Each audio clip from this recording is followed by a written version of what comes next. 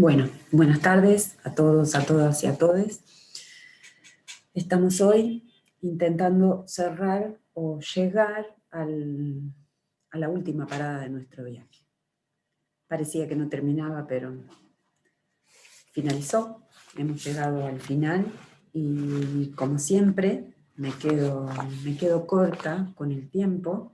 Me hubiese gustado tener, aunque sea una unidad más, para poder separar de una manera más adecuada estas dos últimas unidades que fueron las que me resultó más complejo organizar el material bibliográfico.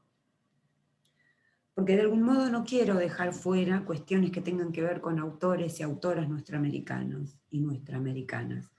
Y por esa razón, al cumplir con el material bibliográfico de cada una de las unidades y no poder desentendernos de la cuestión de la teoría eurocéntrica, porque es, como les he dicho en reiteradas oportunidades, son teorías que nos constituyen como pueblo intelectual, pensante, ¿no? Desde ese lugar, lo que vamos a hacer hoy es, de algún modo, cerrar la unidad 4, en la que vamos a hablar de las formas de sujeción en la sociedad global, de la sociedad disciplinaria a la sociedad de control. Posibilidades e imposibilidades del sujeto en un mundo líquido. Habíamos hablado de la biopolítica en la clase anterior y todo lo que tiene que ver con esa tradición de las sociedades disciplinarias, así como las había denominado Foucault. En este caso, el propio Deleuze, les voy a dejar un video sobre eso, nos va a mencionar que ya estaba en el pensamiento de Foucault la idea de que las sociedades disciplinarias se iban a romper, ¿sí? El mundo social se trastoca, así como se trastoca el mundo político, el mundo cultural, el mundo epistemológico, es decir, va cambiando, se va transformando. Desde ese lugar, Foucault ya había estimado que la sociedad disciplinaria iba a transmutar. ¿En qué transmutaría de algún modo? En la sociedad de control, ¿sí? Entonces, en esta clase nos vamos a ocupar de eso, de esa transmutación, de ese cambio, de esa modificación, de esa metamorfosis que concurre desde el punto de vista fáctico, ¿no? Es obvio que no hay nada oculto. Vivimos en una sociedad de control y eso lo verifican a cada momento. El punto es cómo darle orientación teórica y para eso nos van a ayudar los autores, ¿sí? Hoy vamos a leer entonces, para dialogar sobre ese camino de la sociedad disciplinaria a la sociedad de control, un texto de Deleuze, que les voy a dejar como siempre. Justamente habla ahí Deleuze sobre las sociedades de control. Además del video, entonces, el pequeño video que les voy a dejar de Deleuze, también les voy a dejar ese material bibliográfico. Y otro material bibliográfico de Hart, en el que habla de la Sociedad Mundial de Control. En este caso es un artículo, pero Hart es el que escribió ese texto memorable de los últimos tiempos, que se conoce con el nombre de Imperio, junto con Antonio Negri. Bien, entonces Hart de algún modo es un contemporáneo, ¿sí? Y desde ese lugar es que nos va a traer ese mensaje para comprender desde el punto de vista teórico qué es esto de las sociedades de control. Y por último, les voy a dejar un texto de un colega de la UBA, en el que me parece que está bien claro de qué hablamos cuando hablamos de sociedades de control, ¿sí? Bien, entonces, entre esos tres materiales, Rodríguez, Hart y Deleuze, vamos a dialogar sobre la posibilidad de comprender de qué hablamos cuando hablamos de sociedades de control y en el paso de la sociedad disciplinaria a la sociedad de control. Eso por un lado. Les decía que esta clase es parecida a la anterior porque vamos a desdoblarla en dos, ¿sí? ¿Por qué? Porque necesitamos terminar o cerrar ese punto para dialogar sobre las sociedades de control, ese trastocamiento o esas modificaciones que se perciben en el mundo contemporáneo, sobre todo con las tecnologías de la información, ¿verdad? A eso se refiere la sociedad de control, básicamente. Es decir, no es que no haya existido control en la sociedad disciplinaria, sino que la sociedad disciplinaria era un tipo de control microscópico, si ustedes quieren. En el caso de la sociedad de control, el control es explícito, ¿no? Está ahí, está en las redes, está en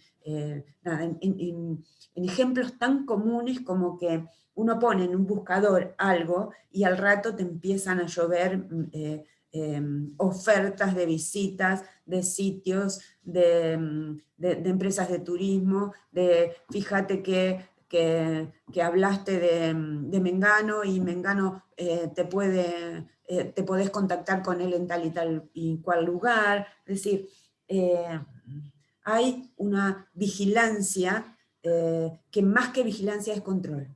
¿Sí? Se me ocurre que la vigilancia de las sociedades disciplinarias tenían ese fin, el fin de disciplinar, del disciplinamiento de los cuerpos.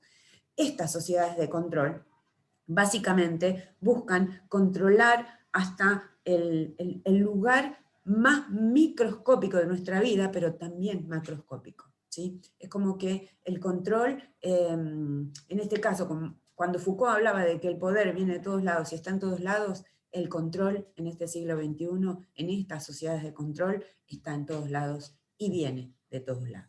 ¿Sí? Bien, entonces voy a cerrar esa parte en el que les voy a dejar una carpeta en la que va a decir bibliografía obligatoria. Como no puedo exprimirlos, o ustedes dirán si puedo exprimir sus mentes, voy a dejar entonces una carpeta en la que les voy a contar sobre ese trastocamiento del que les hablo en la ficha de cátedra, que tiene que ver con pensar nuestra América. ¿Sí? Pensar nuestra América ¿desde dónde? Nuestra América se viene pensando desde una reflexión situada desde hace años, ¿sí? Hace muchísimo tiempo que se viene resistiendo a la invención de la América Latina, como dice Fanon, como dice Miñolo, ¿no? Es decir, como que Latinoamérica es un invento, en realidad.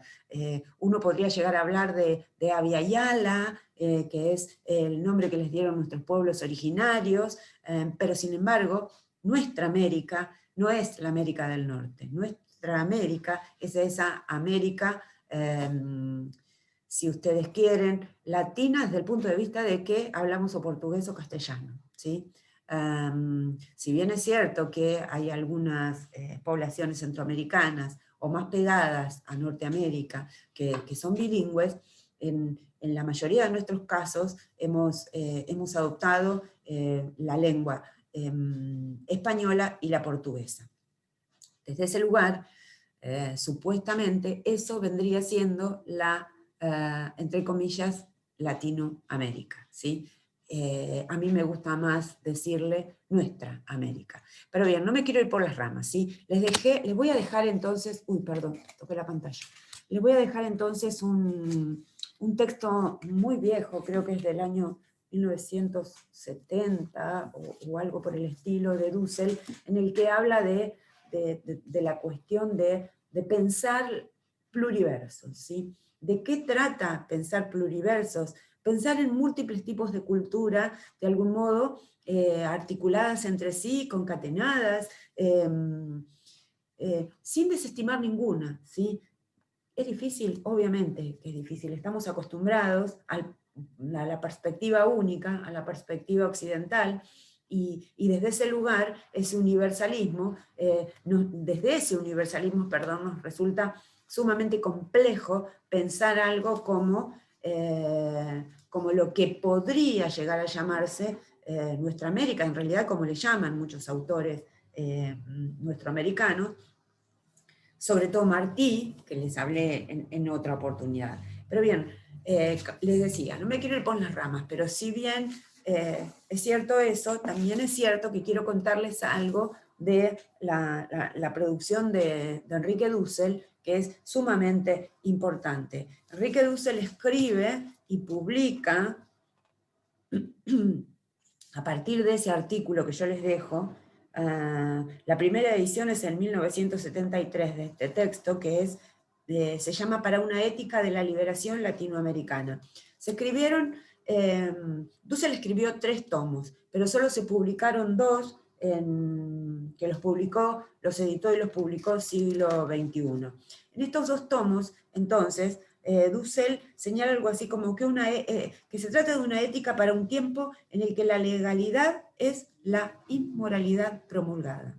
Digo, está hablando en 1970, para ese tiempo. Esto es un trabajo que Dussel vino elaborando desde que se fue de Mendoza, ¿no? Desde que, como él mismo cuenta, explotó una bomba en la puerta de su casa, en esas épocas siniestras de Argentina, y el miedo hizo que se fuera, y terminó siendo un profesor, un filósofo ilustre en México, en la Universidad Autónoma de México. Bien, entonces, y desde ahí, siendo conocido, obviamente empezó a publicar sus obras. Esta obra, entonces, no es solo una ética, dice Dussel, sino que es también una metafísica y una antropología.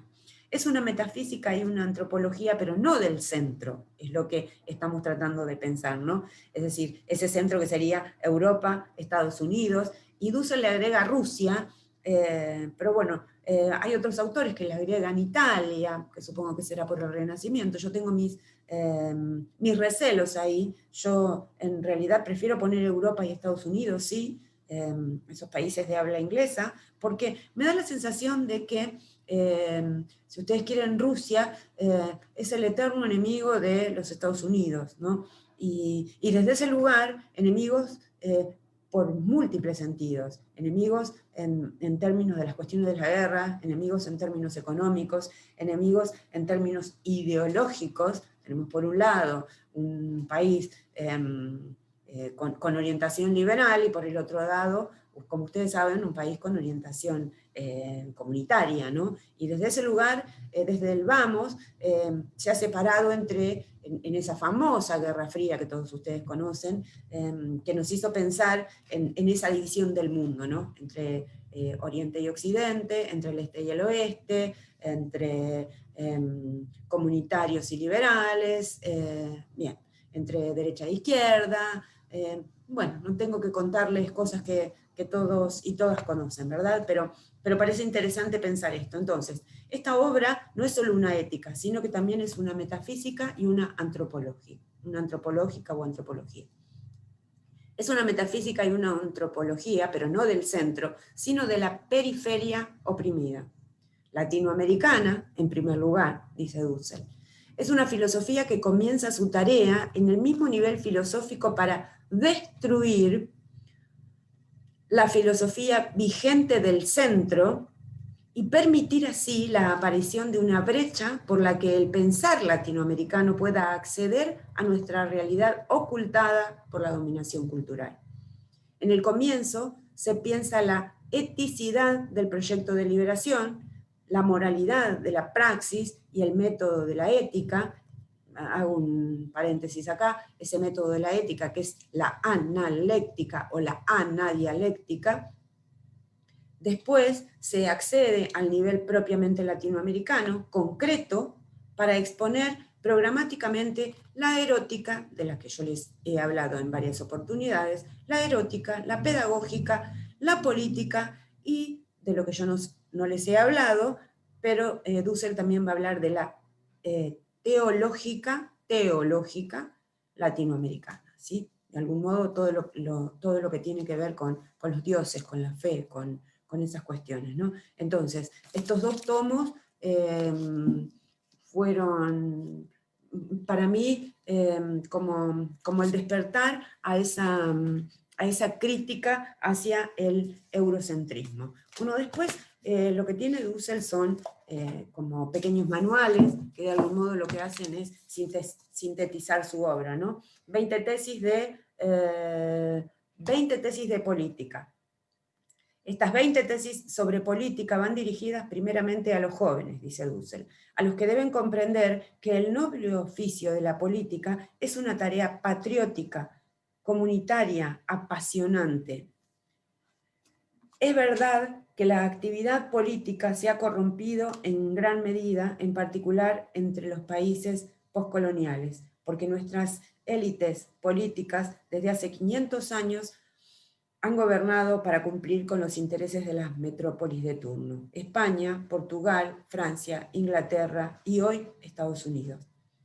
Considerar a los de abajo, a la comunidad política nacional, al pueblo de los pobres, oprimidos y excluidos, es tarea que cuenta con poca prensa y prestigio.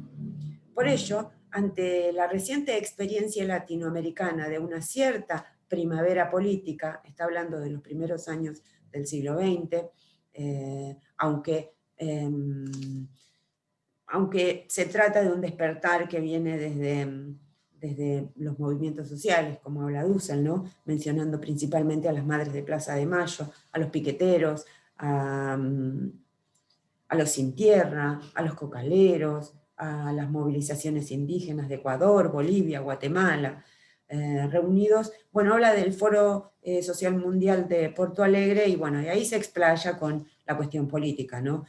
Todo lo que tiene que ver con la construcción de la UNASUR, con los presidentes de Argentina, del recientemente fallecido Tabaré Vázquez, Lula da Silva, Néstor Kirchner, Hugo Chávez, Evo Morales, sin olvidarnos del ejército zapatista, ¿no? El Ejército de Liberación Zapatista, con la emblemática figura del subcomandante Marcos.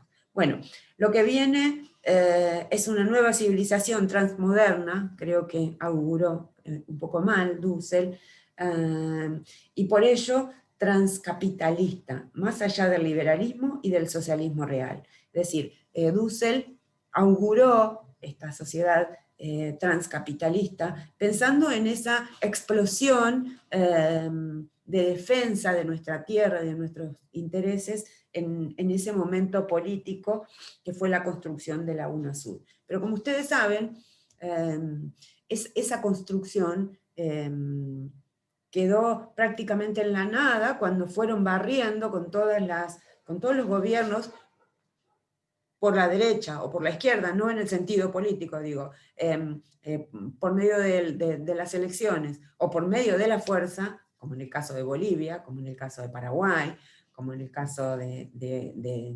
Honduras, por ejemplo, de hace algunos años, fueron gobiernos derrocados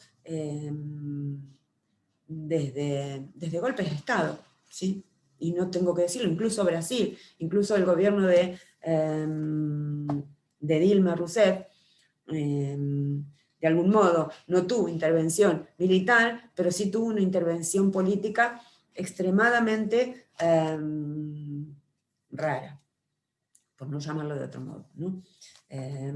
Bien, esto es lo que hace Dussel entonces en 20 tesis de política. De algún modo él habla de la praxis política fáctica, pero también es cierto que tiene un trabajo sumamente teórico, dialogando con toda la tradición que rompe de algún modo con los campos europeos, pero que comienza a dialogar con los campos prácticos situados, ¿no? Bueno, y acá es donde habla del lugar de lo privado y de lo público, del orden político vigente, ¿no? Que de algún modo hay una necesidad en ese poder político de la comunidad como potencia, que creo que les he mencionado en algunas veces, que de ahí es de donde surge esta idea del mandar obedeciendo, ¿no? Mandar obedeciendo, porque en realidad se supone que desde la idea de la potestas, el pueblo es el soberano, pero como ustedes saben, el pueblo no delibera ni gobierna, sino a través de sus representantes. El problema es ese. El problema básico para Dussel y para muchos otros autores y autoras es la necesidad de convertir esa democracia participativa, no desvincularla de la vida, sino, porque sería imposible ya, vivir sin ese tipo de orientación política en el sentido de vincular la sociedad civil con la sociedad política, digo, ¿no? Pensando en el Estado. Pero también es cierto que el mandar obedeciendo implica que la democracia se desdoble no solamente en el sector representativo, sino que también exista un espacio de democracia participativa. La democracia participativa implicaría cuestiones que tienen que ver con asambleas barriales, si ustedes quieren, bueno, que desde hace mucho tiempo se desarrollan en otros lugares, como en Cuba, en Venezuela, en Bolivia, con los gobiernos de Evo Morales, y en tantos otros lugares, ¿no? Pero bien, es algo que no es imposible, que existe. También incluso en Brasil hubo periodos, sectores de decisión que tenían que ver con esa democracia participativa, ¿no? En la que el pueblo podía participar de algunas decisiones. Pero por lo menos para ir obteniendo ese ejercicio de pensar en lo participativo y en lo representativo. Es decir, la democracia sería pensarla desde ese lugar, de una manera desdoblándola en lo participativo y en lo representativo. Bueno, ahí me quedo entonces con las 20 tesis de política. Luego tiene un texto que se llama 14 tesis de ética hacia la esencia del pensamiento crítico, ¿sí? Este texto también es interesante porque de algún modo es como un manual de una síntesis de mucho material que ha escrito Dussel y que de algún modo se sintetiza, y esa sería la palabra, en este texto que se llama 14 tesis sobre ética. 14 tesis sobre ética, entonces, 16 tesis de economía política, y este texto sí es muy interesante porque habla mucho con Marx, toca ahí mucho de Marx, mucho de Levinas, y de algún modo mucho de lo que fue la economía política tal como la conocemos, ¿no? Esa economía política que hemos conocido y reconocido, ¿no? Y reproducido además. Entonces, 16 tesis de economía política es una interpretación filosófica de la economía, ¿verdad? Y está dirigida a los que se inician en la reflexión económica, sean economistas por vocación, filósofos o estudiosos de las ciencias sociales en general, o también ciudadanos militantes. Por otra parte, es complementaria de las 20 tesis de política. Bueno, y ahí habla, ¿no?, de la cuestión de Marx, y cómo esas tesis marxianas fueron las que de algún modo le dieron mucha letra a Freire, al punto de haber interpretado también una teológica en la teoría económica marxiana, ¿no? Bien, esas cosas que tiene Dussel tan interesantes, ¿no? Entonces, estas 16 tesis de economía política van dirigidas también a una nueva generación de políticos que desde 1989, año del derrumbe del socialismo real en Europa, han quedado como desprovistas de una teoría que sepa interpretar los acontecimientos de esta época de radical crisis y transformación. La primera parte no es solo la descripción pedagógica del sistema de categorías de la economía política de Marx, sino que dichas categorías son igualmente ordenadas en su génesis históricas, ¿sí? Ya que el Capital de Marx suponía esas categorías en un orden lógico, pero no histórico, excepto en el capítulo de la acumulación originaria, ¿no? Bien, además, en la segunda parte se reflexiona sobre las alternativas al capitalismo que se vienen gestando en el presente en nuestros ojos. Insiste con esta cuestión del avance de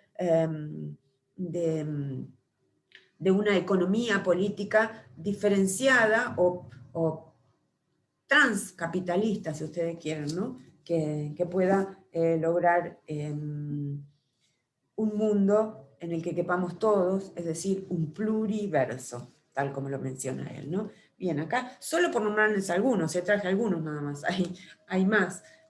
Hay muchos más libros que se pueden consultar y que no quise traer tantos a contarles a ustedes, ¿no?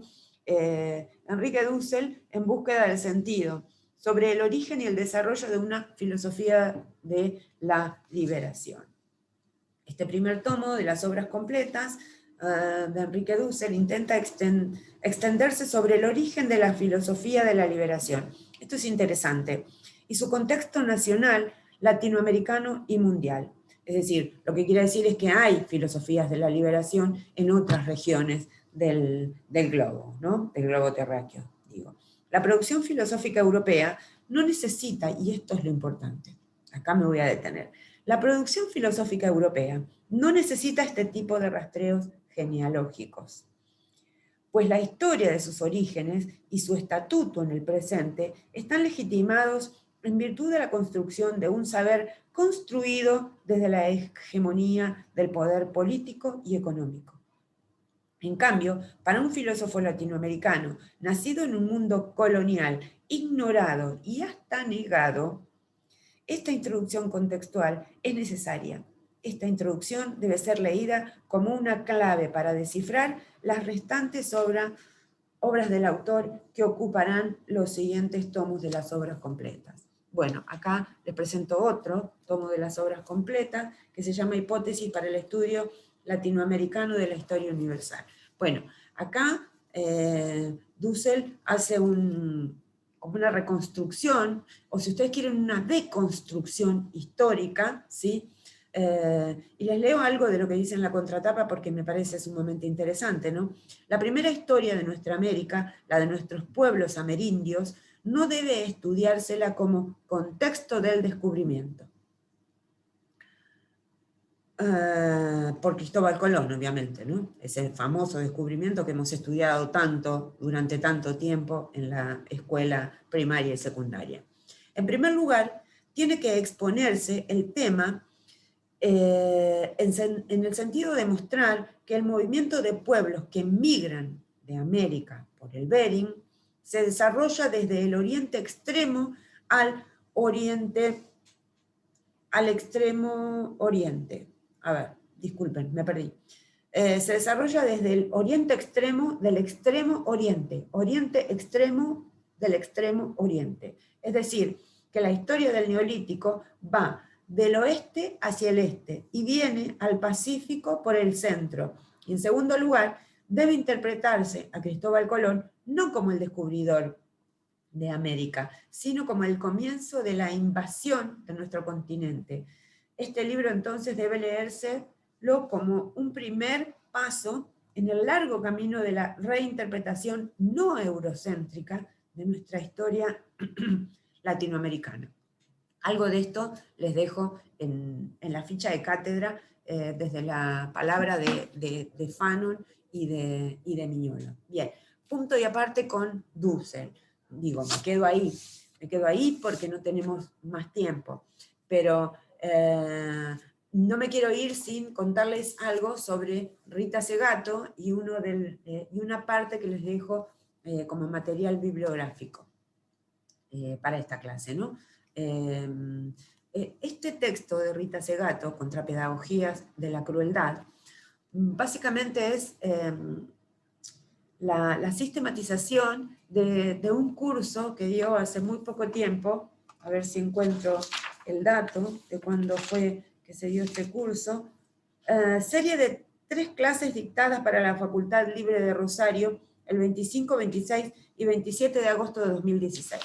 Es decir, lo que hicieron de algún modo fue sistematizar esas clases o desgravarlas y publicar este texto. Pero la obra de Rita Segato tiene una larga tradición en términos, ustedes saben que Segato es antropóloga, que trabajó mucho tiempo en Brasil, es argentina, pero trabajó mucho tiempo en Brasil, con lo cual, como ella dice, tiene su corazoncito puesto en Argentina y en Brasil, y actualmente vive en Purmamarca, en el norte de Argentina. Desde ese lugar, ella piensa no solo la guerra contra las mujeres, sino también como ha pensado desde desde su trayectoria de investigación en Brasil, este texto que Rita ha denominado Las estructuras elementales de la violencia, ensayo sobre género entre la antropología, el psicoanálisis y los derechos humanos. Es decir, de algún modo, lo que trabaja mucho Rita son estos tres tópicos, ¿no? Tópicos en el sentido de disciplinas, o estas tres disciplinas. El tema principal de estudio es la cuestión de la violencia, ¿no? De las estructuras elementales de la violencia, como la llama. Y entonces, tratando de dialogar en estos ensayos sobre género, habla desde la perspectiva de la antropología, el psicoanálisis y los derechos humanos. De algún modo es la tensión y mutua alimentación entre dos ejes, el de los iguales, aliados o competidores, y el de los desiguales, dominadores y dominados, donde, según Rita, puede ser investigada la etiología de la violencia, ¿sí? Lo que busca Rita es más que la génesis de la violencia, es de algún modo el ethos, que sería, no podría hablar de un ethos de la violencia, pero sin embargo, ella lo pone desde ese lugar, ¿no? Ethos en el sentido de conjunto de reglas, costumbres que hacen a la producción y reproducción de esa estructura violenta. Estructura violenta que está absolutamente involucrada en lo que les he mencionado en algunas otras oportunidades con el colonialismo, el capitalismo y el patriarcado. De algún modo, esas tres categorías son claves para comprender el tema de la violencia. El colonialismo, principio de la invasión, una invasión que de algún modo el resultado de esa invasión es el comienzo de lo que se llama modernidad, o lo que estudiamos como modernidad desde el inicio de nuestros encuentros. Entonces, para que exista una modernidad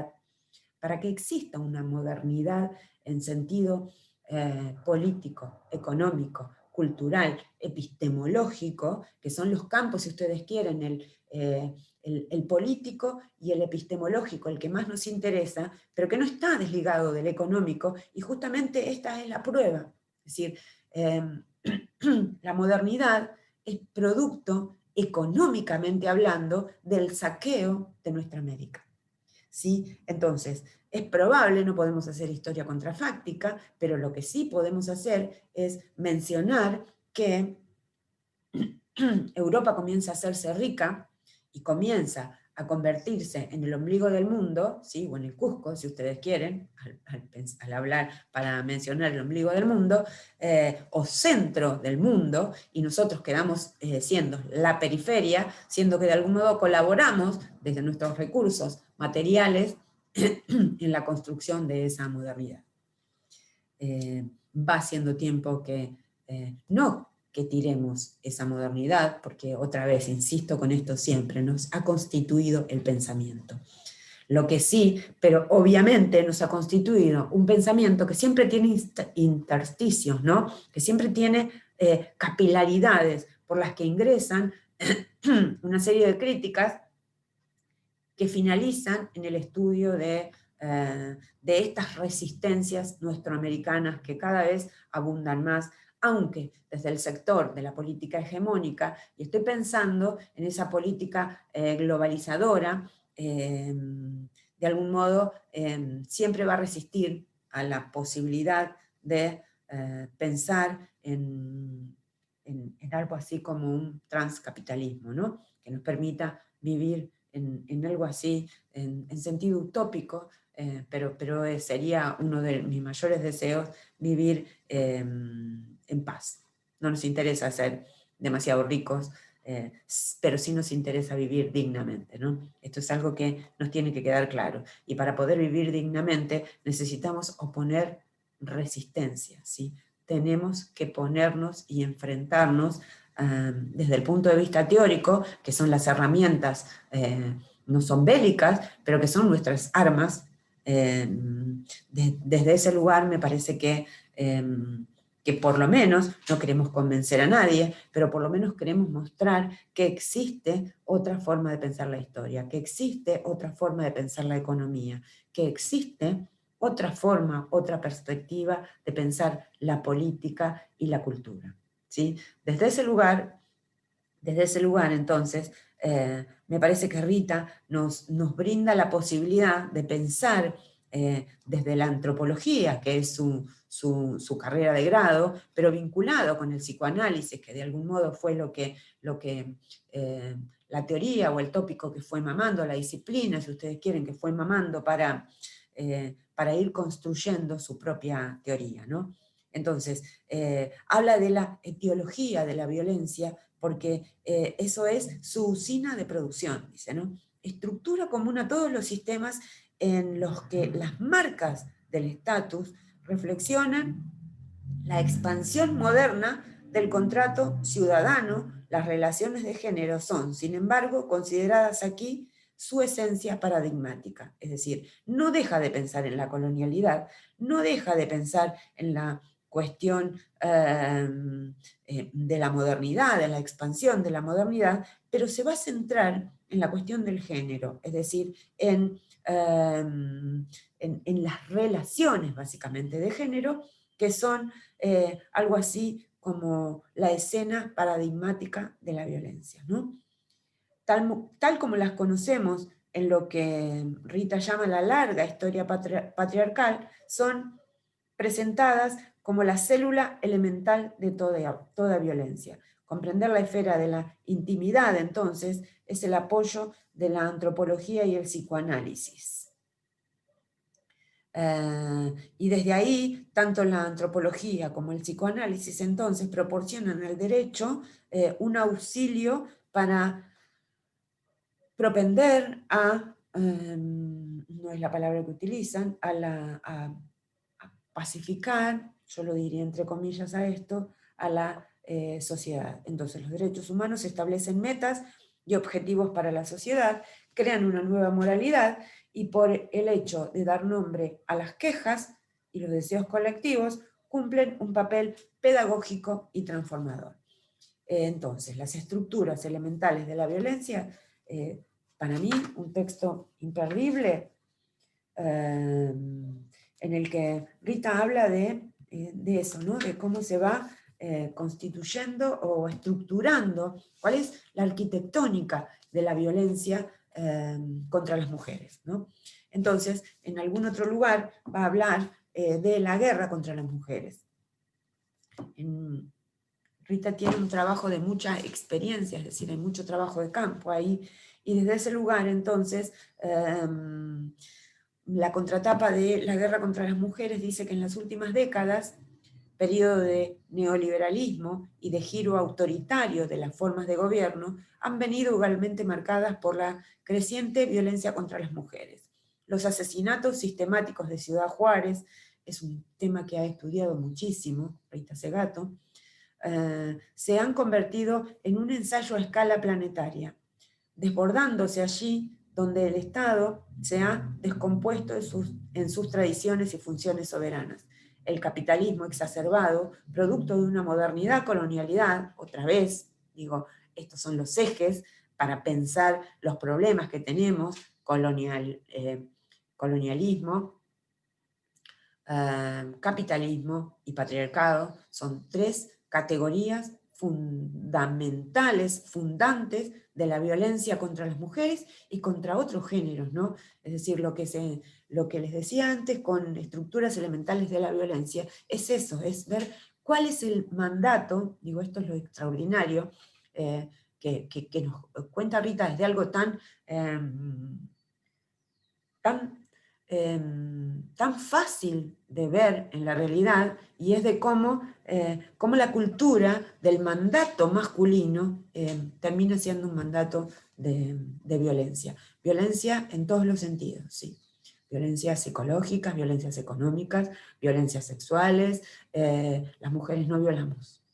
En todo caso podemos ser violentas, pero no violamos sexualmente. Y si ustedes conocen alguna, preséntenla, porque nunca había escuchado de una mujer que pueda violar.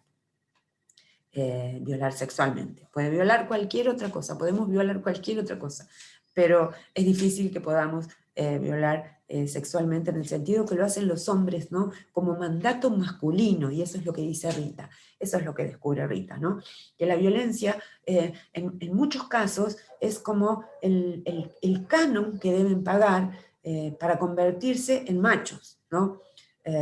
Y desde ese lugar el acoso hacia las mujeres, el acoso hacia otras elecciones sexuales, de algún modo terminan siendo ese etos de la cultura de la violencia, de la cultura machista, que es la cultura de la violencia, de algún modo, ¿no? Porque machismo no solamente implica ir contra las mujeres, ¿sí? Machismo implica ir contra todo lo que no sea hombre, y sobre todo lo que no sea hombre, y si ustedes quieren blanco, y con patrimonio. Es decir, de algún modo este es el mandato de la modernidad, ¿no? Y desde ahí toda la problemática que de algún modo se fue atomizando hasta que explota, ¿no? En algún momento explota y cada vez la violencia se exacerba más. Es algo de lo que yo no puedo hablar, pero es algo de lo que se ve en la realidad, ¿sí? Entonces, nada más claro que pensar en por qué entonces murieron tantas mujeres en Ciudad Juárez, y creo que la guerra contra las mujeres nos ayuda a comprender, ¿no? A comprender ese capitalismo exacerbado, producto de la modernidad colonialidad, nunca superada. Se descarga ahora en las nuevas guerras contra las mujeres, destruyendo la sociedad al tiempo que sus cuerpos, ¿no? Porque ya no es solamente la mentalidad, sino los cuerpos de las mujeres. Comprender este nuevo giro violento del patriarcado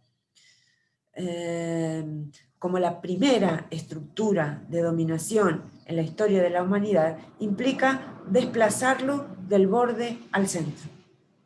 De acuerdo con Rita, entonces, solo a partir de una revitalización de la comunidad y de una repolitización de lo doméstico, a mí me gusta mucho cuando Rita dice que ella piensa desde la cocina, ¿no? Entonces, da lugar a pensar, ojo, no tal vez, a mí no me gusta cocinar, yo no cocino, pero hago otras cosas domésticas, ¿no?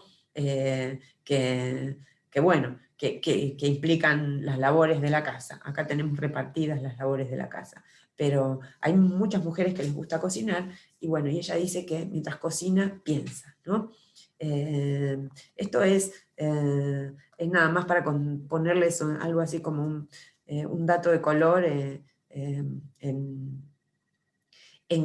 qué implica esto de repolitizar lo doméstico, ¿no? Es decir, despolitizarlo es la posibilidad de pensar que el mundo doméstico es un mundo privado. Y si el mundo doméstico es un mundo privado, implica que el Estado no puede intervenir en ese mundo privado, ¿no? Entonces, repolitizar la esfera doméstica implica que el Estado tenga necesariamente que intervenir en esa esfera doméstica. Y es el único modo de poder empezar a controlar la enorme cantidad de feminicidios que vienen descontrolando al mundo en general y a Latinoamérica en particular. Entonces, insisto con esto, la necesidad de repolitizar lo doméstico será posible para detener como lo llama Rita, ya ni siquiera feminicidio, sino femigenocidio. Fíjense los términos que utiliza, ¿no? Es implacable Rita cuando habla de estas cosas. El femigenocidio, entonces, hoy está en marcha, y eso es fácilmente verificable en la realidad del mundo, pero insisto, en términos de nosotros, los pobladores de los países llamados del tercer mundo, ¿no? Que casualidad, son los más pobres, ¿no? Son los más ricos, en realidad, pero son los más pobres en lo que hace a la capacidad de adquirir bienes de la mayoría de nuestros pueblos, ¿no? Somos ricos en cuestiones materiales, en términos de recursos naturales.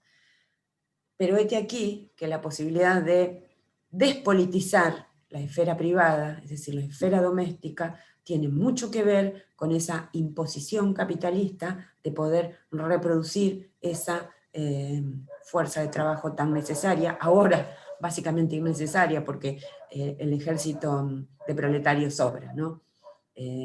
Pero bueno, de algún modo es lo que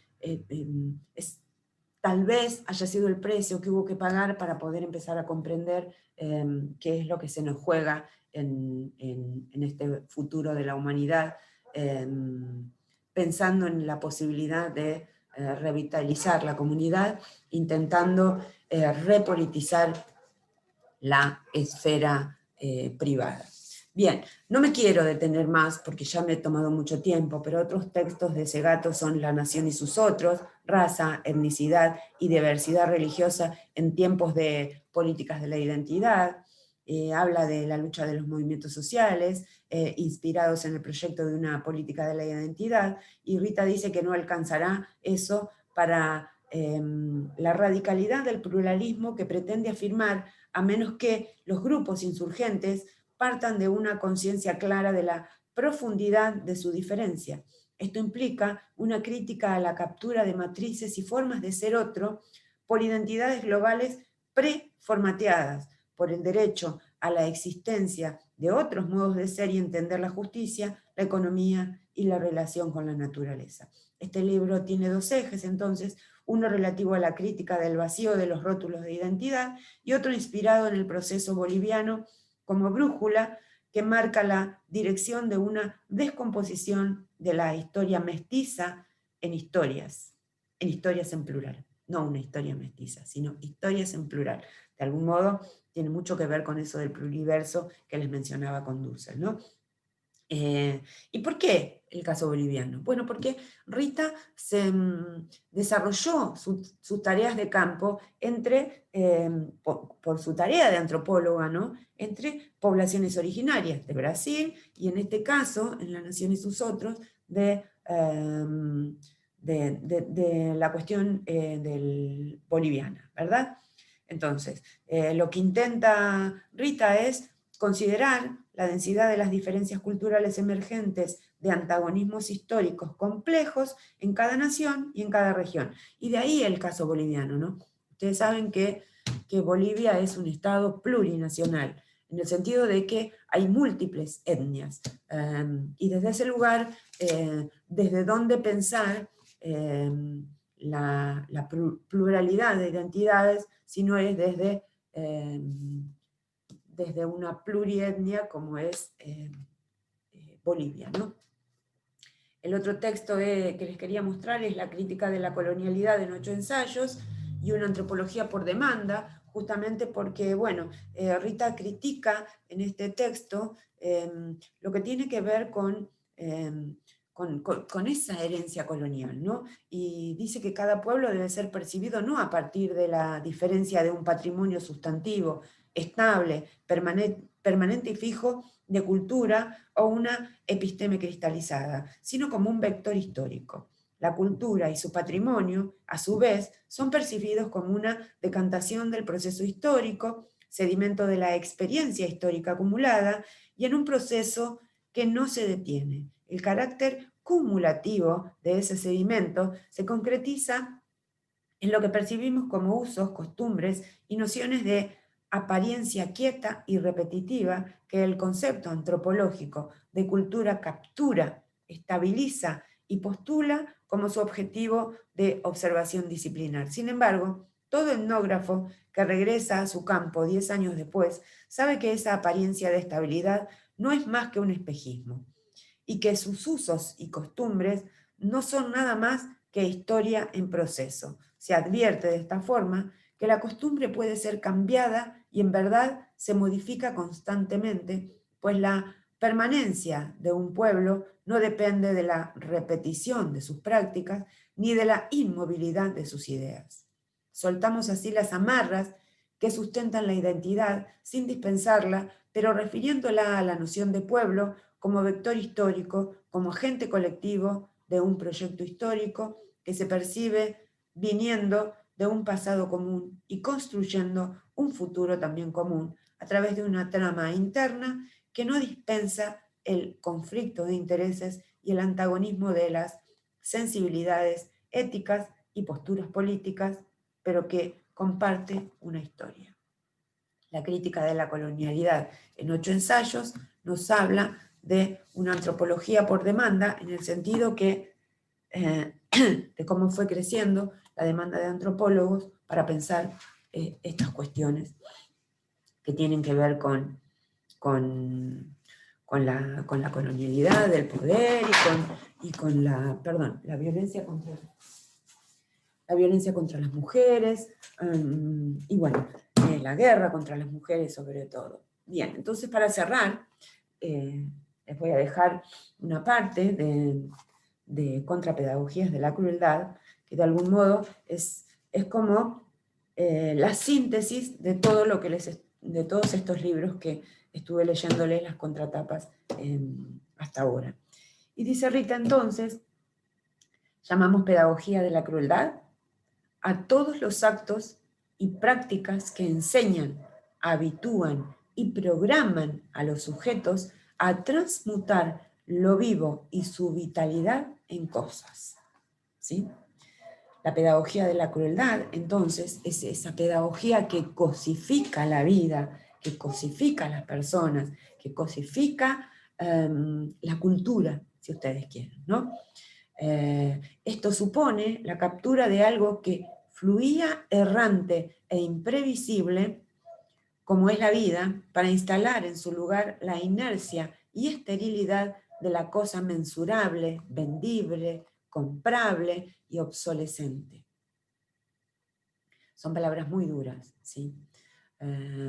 Y me voy a detener de nuevo en esta cuestión de la vida, ¿sí? Y de cómo resulta errante e imprevisible por pensar en esa cosificación que entonces nos transforma de un modo, y principalmente a las mujeres, en esa cosa de consumo, vendible, comprable, obsolescente. Nos ponemos viejas. Entonces, esta cosificación no es solamente un problema de las personas, sino que también las cosas se vuelven, o los bienes de consumo se vuelven obsoletos, ¿no? Esa es la fase apocalíptica del capital, ¿no? Si los bienes de consumo o de uso, si ustedes quieren mejor, ¿no? Que son los más durables.